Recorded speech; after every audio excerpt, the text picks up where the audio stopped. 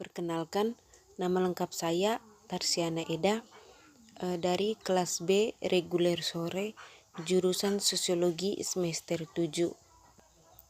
Pada kesempatan ini saya akan mengulas kembali isi review buku yang ketujuh guna untuk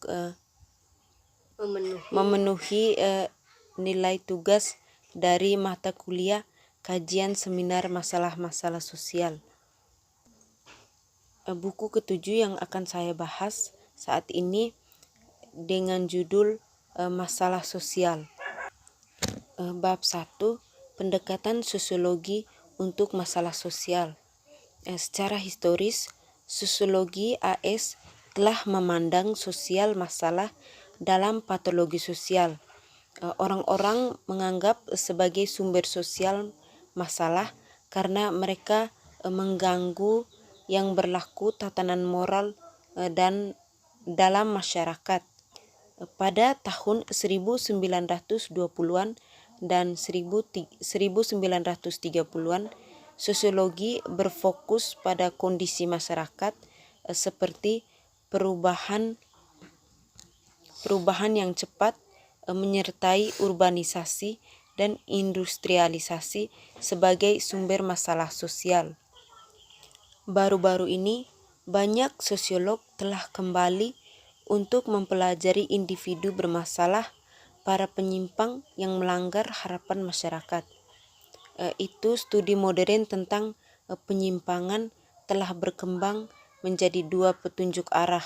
Dua petunjuk arah ini yaitu yang pertama, mencari sumber penyimpangan dalam struktur sosial, dan yang kedua yaitu asal yang relatif baru atau berfokus pada peran masyarakat dalam menciptakan dan mempertahankan penyimpangan melalui pelabelan mereka dipandang tidak normal.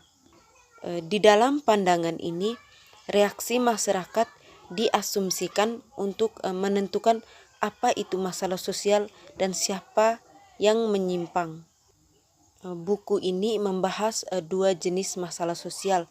Yang pertama, tindakan dan kondisi yang melanggar norma dan nilai-nilai masyarakat, dan yang kedua, didorong secara sosial kondisi yang menyebabkan penderitaan psikis dan materi untuk segmen populasi.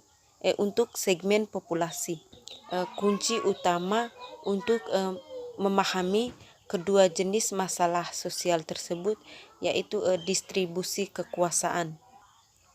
Buku ini juga berfokus pada struktur masyarakat daripada individu yang bermasalah.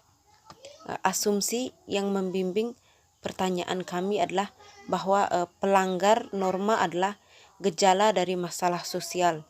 Penyimpangan ini untuk sebagian besar korban tidak boleh disalahkan sepenuhnya karena penyimpangan mereka atau sistem di mana mereka hidup juga harus disalahkan.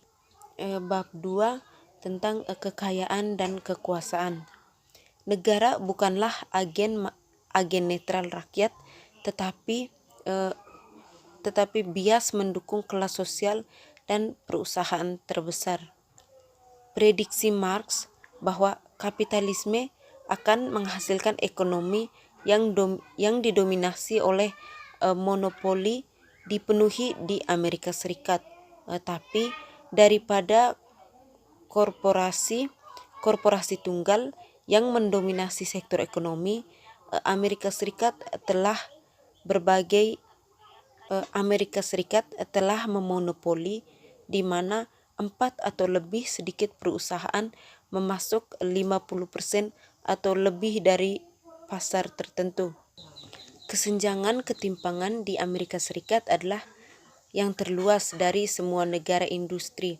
Kesenjangan tersebut berkembang terutama karena manfaat pajak yang cocok untuk orang kaya.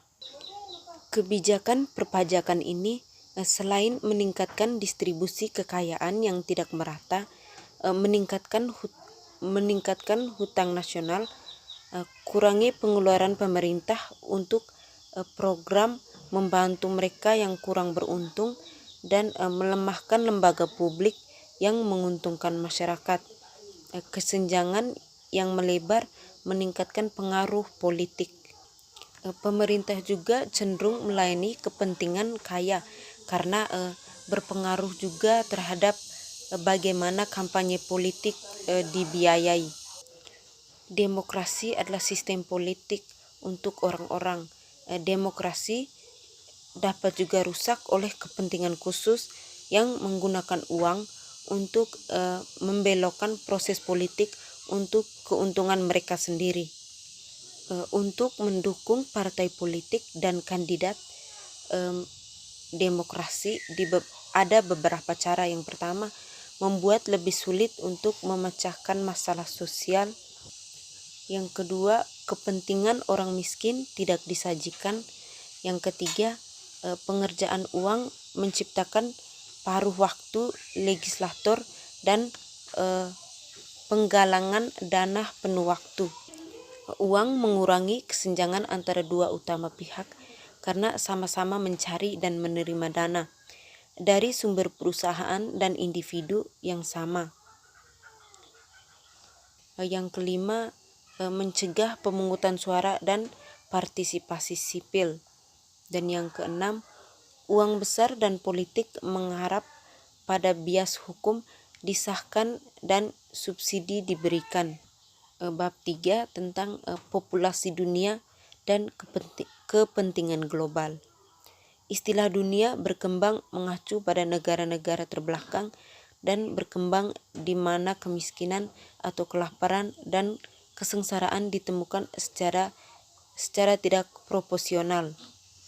Pada pertengahan tahun 2009, populasi dunia melebihi lebih dari 6 miliar dan meningkatkan sebesar 75 menjadi 80 juta per tahun. Sekitar 99% pertumbuhan populasi terjadi di negara berkembang. Tempat makanan, perumahan, perawatan kesehatan, dan pekerjaan tidak memadai untuk memenuhi saat kebutuhan. Di dalam negara-negara yang mengalami paling cepat pertumbuhan populasi, kota berkembang pesat lebih cepat dari daerah pedesaan. Masalah kelangsungan hidup bagi individu dan keluarga meningkat secara dramatis di kota-kota.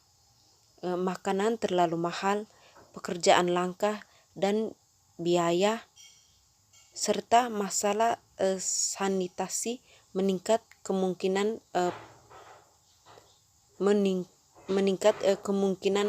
penyakit. Konsentrasi masyarakat miskin di ruang terbatas kota meningkatkan ketegangan dan kemungkinan permusuhan. Masalah terbesar di seluruh dunia yaitu di kalangan miskin di negara berkembang adalah HIV atau AIDS. Sejak tahun 1980-an, sekitar 60 juta orang telah tertular penyakit HIV/AIDS dengan 25 juta kematian. Diperkirakan ada 20 juta budak di dunia, atau perbudakan baru adalah konsekuensi dari kemiskinan ekstrim, mengakibatkan jeratan hutang dan penjualan orang kepada pemilik budak. Sekarang kita masuk di bab 4 yaitu ancaman terhadap lingkungan. Bumi menghadapi 3 krisis lingkungan utama yang saling terkait, yaitu pembakaran bahan bakar fosil, perusakan hutan tropis, dan global pemanasan. Amerika Serikat, meski hanya 4,5% populasi dunia, mengkonsumsi kira-kira 1/4 dari sumber daya dunia, sedangkan China dan Amerika Serikat mengeluarkan lebih banyak gas rumah kaca daripada negara lain. Budaya masyarakat Amerika Serikat yang boros dan merusak lingkungan adalah ideologi dominan dari yang pertama, pandangan tumpah ruah alam, yang kedua, keyakinan dan teknologi, yang ketiga, pertumbuhan etika, Dan yang keempat, materialisme. Yang kelima, kepercayaan individualisme. Bab 5, perubahan demografis di Amerika Serikat. Demografis dalam masyarakat Amerika Serikat adalah imigrasi besar-besaran.